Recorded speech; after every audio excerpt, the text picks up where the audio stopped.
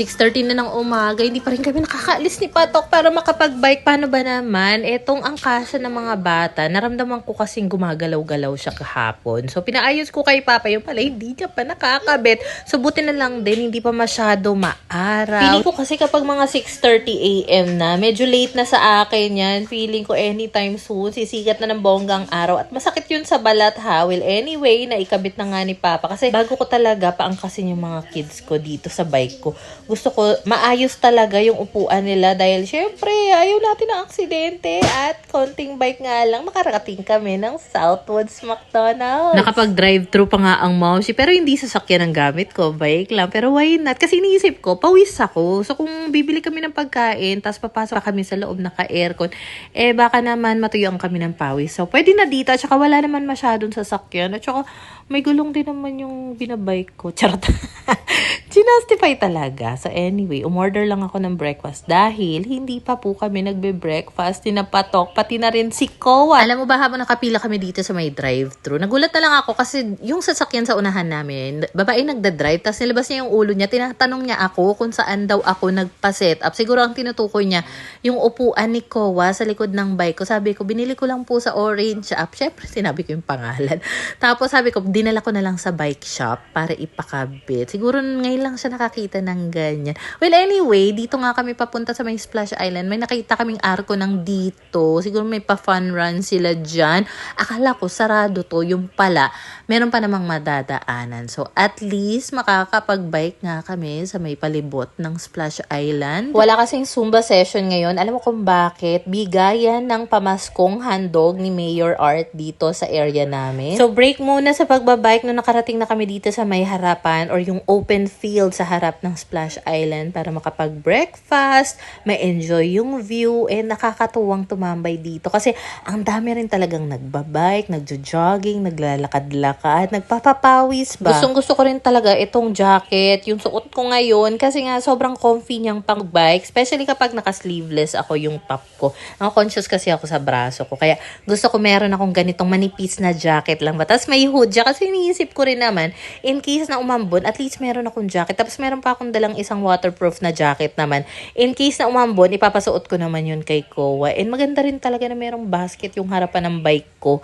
Kasi talagang napapakinabangan ko siya ng husto. So, tumambay lang din talaga kami dito habang nagkukwentuhan ni na Patok. Si Koa naman busy, kaka-cellphone. Paano ba naman? Pagbaba namin, pinahiram agad ng Tita Patok ng phone. So, busy lang siya doon, nanonood habang kumakain din. Eto nga palang kids bike seat. Perfect talaga siya sa mga Japanese style ng bike, katulad ng ginagamit ko. Actually, may handle pa yan sa unahan. Hindi ko lang talaga siya ipinakabit kasi tatama siya sa likod ko. So anyway, comfy naman si Koa dyan. Secured yung pagkakakabit ni Papa dito sa upuan niya. And nakakatuwa lang na kahit na medyo may kalayuan to, at least na igagala ko si Koa. Imbes na nakatambay lang kami sa bahay. At least nakakapagpapawis ako, naigagala ko pa yung anak ko. Alam mo, buti na lang talaga nakahiligan ko matutong magbike. As in, maliit pa lang talaga ako. Gustong-gusto ko nang nagbabike. Ang liit-liit pa ng katawan ko. Siguro mga grade 3 ako. Sobrang liit ko noon. Patpatin talaga yung katawan ko sa sobrang kapayatan. Tapos nagbabike ako ng mga mountain bike. Ganun katindi ang Momshi. Kasi hodang sumisemplang-semplang ako. Tuloy lang. Pagka-uwi naman namin, nagbihis lang ako ng top saglit. Kumuha ako ng kape, nilagay ko sa tumbler. Aalis na naman ang Momshi. Pero hindi na kami magbabike. Etong wagon na lang yung dinala namin. Kasi nga, gising na rin si Pinky. Tapos gustong sumama. Kasi kukunin na namin yung pamaskong handog doon sa may court, malapit sa center. And kaya namin binitbit yung wagon. Kasi nga, dalawang pamaskong handog yung kukunin namin. May kabigatan yun. At least, kung meron kaming wagon, hindi na kami mahihirapang magbitbit. Tapos alam mo ba, bago kami nakapasok dito sa loob ng court, sobrang haba pa ng pila doon sa may labas. At eto nga pala ang mayor ng San Pedro Laguna, si Mayor Art. O diba, napaka-fresh talaga. Nga pala dito sa maliit na backpack ko, nandito yung coffee tumbler ko, yung tumbler ng mga bata. May bit-bit pa nga akong power bank, pati maliit na payong dito sa may gilid. Kasi iniisip ko, baka abutin kami ng siyam-siyam. Pero alam mo ba, 3 days kasi yung bigayan ng mga ano.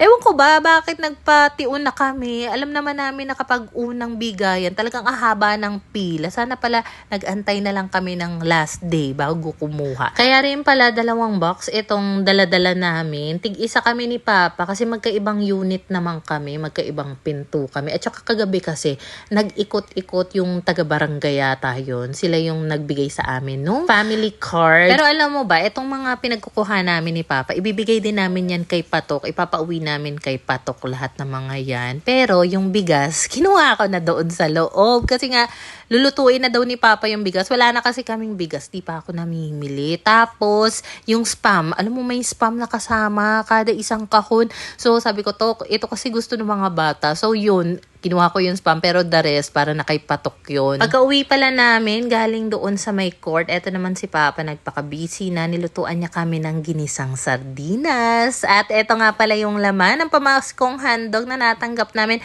Meron ditong spaghetti pack, meron din ditong all-purpose cream, mga panghanda talaga. Merong cocktail na malaking lata, o di ba bongga? Merong Angels, kondensada. Meron pa ditong takap na sanmig at saka nata de coco queso. So again, yung spam at bigas nakuha na. So si Patok na bahala kung paano niya yan may iuuwi sa Cavite, and meron pa pala akong inaasikaso dito.